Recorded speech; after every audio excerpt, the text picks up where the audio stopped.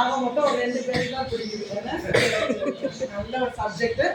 ரொம்ப மனப்பாடம் பண்ணணும்னு அவசியம் கிடையாது. அப்படிதானே எஸ்ஏ படிக்கிற மாதிரி நிறைய எழுதணும் அப்படிலாம் கிடையாது. மேக்ஸை பொறுத்தவரை ஒன்லி ஒன் திங், நம்ம கொஞ்சம் பார்த்து கவனிச்சோம்னா கிளாஸ் கவனிச்சோம்னாலே போதும். சரியா?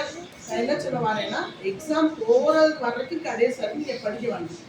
சரியா? மேக்ஸை பொறுத்தவரைக்கும் ஃபர்ஸ்ட் வந்து எல்லா ஃபார்முலாஸையும் ஒரு பேப்பர்ல எழுதி வச்சு லாஸ்ட் மொமெண்ட் தான் என்ன நான் சொல்றது கடைசி மொமெண்ட் வரைக்கும் படிச்சுட்டு போகணும்னு அவசியம் கிடையாது. கொஞ்ச நேரத்துக்கு முன்னாடி வரைக்கும் நீங்க என்ன பார்க்கணும்னா ஒன்லி ஃபார்முலாஸ் பார்த்து கோ த்ரூ பண்ணுங்க, உங்க மைண்ட்ல ஏற்றிக்கோங்க. அப்புறம் ஒரு சம்முல தெரியல அப்படின்னா ஒரு சம்முல நம்ம உட்காந்து போகிறாங்க. நீ செலக்ட் பண்றதை பொறுத்து இருக்கு. நீ சம் செலக்ட் பண்றது answer any 2 mark question 5 mark கொஸ்டின்ஸ்லாம் எந்த கொஸ்டினுக்கு நமக்கு ஈஸியா ஆன்சர் கிடைக்குமோ அதை தான் நம்ம செலக்ட் பண்ணணும். 2 ஸ்டெப் 3 ஸ்டெப்ல முடிக்கக்கூடிய சம்ஸ் இன்னும் அதுக்கு ப்ரிஃபர் பண்ணணும்.